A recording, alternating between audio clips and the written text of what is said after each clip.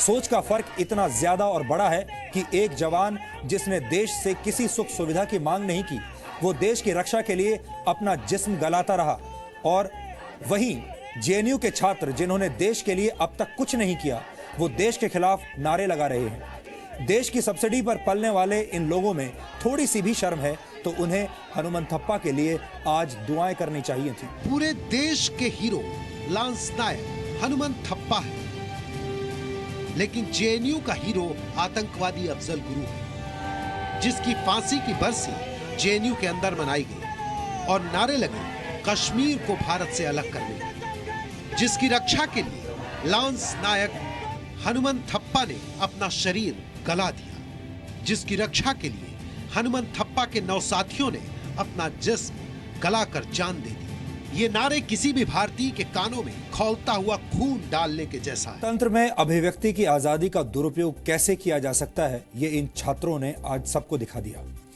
ये ऐसा वक्त है जब जेएनयू के इन छात्रों को लांस नायक हनुमंथप्पा को श्रद्धांजलि देनी चाहिए थी, लेकिन लोगों ने ऐसा नहीं किया। जबकि हम तो ये भी कहेंगे कि इन लोगों ने वो काम किया है जिसे देखकर और सुनकर आज उन 9 शहीदों की आत्माएं भी इनके नारों को सुनकर रो रही होंगी और ये सोच रही होंगी कि उन्होंने कैसे लोगों की रक्षा करने के लिए अपनी जान की कुर्बानी दे दी। आपको पता होना चाहिए कि जेएनयू में एक छात्र की पढ़ाई पर सरकार कितना पैसा खर्च करती है, और आपको यह भी ध्यान रखना चाहिए कि यह पैसा आपकी जेब से टैक्स के तौर पर जाता है।